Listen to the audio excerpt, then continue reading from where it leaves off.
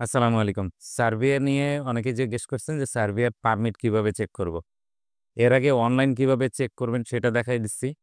কিভাবে আপনারা online reject হইতে পারে বা অ্যাপ্রুভ হইতে পারে সেই বিষয়ে আলাপ করছি ভিডিওতে। আজকে পারমিটটা কিভাবে দেখবেন সেটা নিয়ে একটু সংক্ষিপ্ত আকারে আলোচনা করব। ভিডিওটা সম্পূর্ণ দেখবে। আর বলব এই মুহূর্তে যারা সার্ভে এপ্লাই করতে চাচ্ছেন তারা বাদ দেন।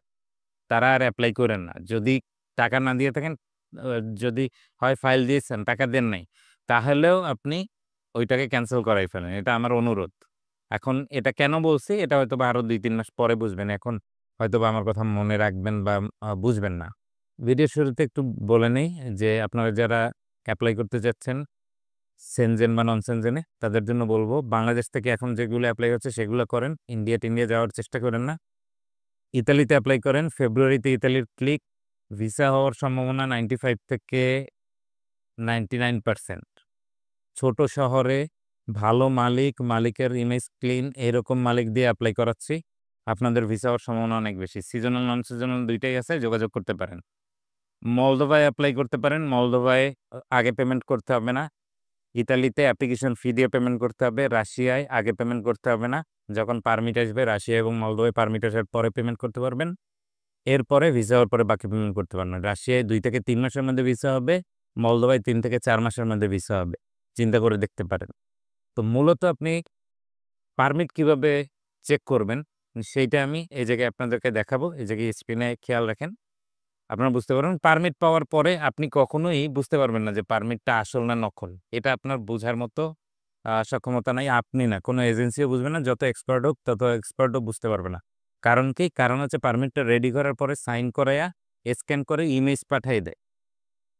আপনাকে পিডিএফ করে পাঠাবে না। ইমেজ পাঠায় দেয়। লয়ার এগুলো প্রসেস করে ইমেজ পাঠায় দেয়। ছবি পাঠায় দেয় অ্যাকচুয়ালি স্ক্যান করে।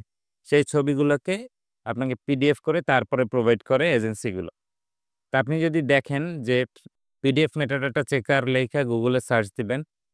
বিভিন্ন ধরনের পিডিএফ মেটাডাটা চেকার আছে। একটা ওপেন করবেন। ওপেন করে ফাইলটা আপলোড করবেন। মানে আপনাকে যে পিডিএফ ফাইলটা দিছে, ফাইলটা আপলোড করবেন। আপলোড করে চেক দিলে দেখবেন যে মাইক্রোসফট দিয়ে করা নাকি আই লাভ পিডিএফ বা অন্য কোনো পিডিএফ এর পোর্টাল দিয়ে করা। এটা দেখতে পারবেন। এটা কেন?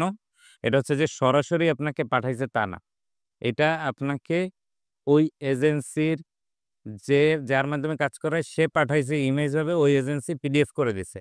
অথবা বানাই দিছে আপনাকে। এখন বানাই দিলে আপনার কিছু করার নাই। আপনি এটা বুঝতে পারবেন না।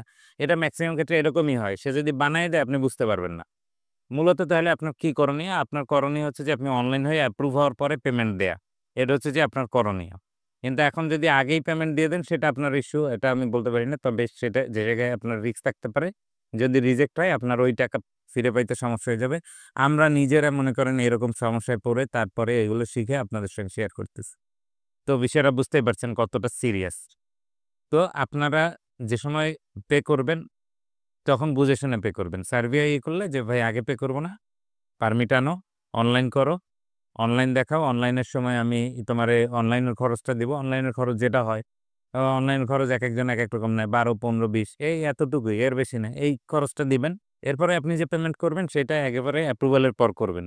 একটু বেশি পেমেন্ট করেন। এরপরে ভিসার পরে পুরো পেমেন্ট করে আপনি আপনার ভিসাটা নিশ্চিত করেন। কিন্তু আপনি যতবারই মনে করেন এইগুলো না চেক করে আপনি জাস্ট টাকা দিয়ে দিলেন, তাহলে আপনার জন্য এটা ক্ষতির কারণ হয়ে যাইতে পারে। আমি আশা করি এই ভিডিওতে বুঝাইতে পারছি যে অ্যাকচুয়ালি কি করণীয় আপনাদের। পিডিএফটা এরকম চেক করবেন ইভেন আপনি পেমেন্টটা কিভাবে করবেন। এছাড়া আপনি রিস্ক ফ্রি থাকার কোনো অপশন নাই। তো আশা করি ভিডিওটা সম্পূর্ণ বুঝতে পেরেছেন। আপনারা দোয়া রাখবেন আমাদের জন্য। আজকের ভিডিও এ পর্যন্তই। সকলে ভালো থাকবেন, সুস্থ থাকবেন। দেখা হবে অন্য কোনো ভিডিওতে। আল্লাহ হাফেজ।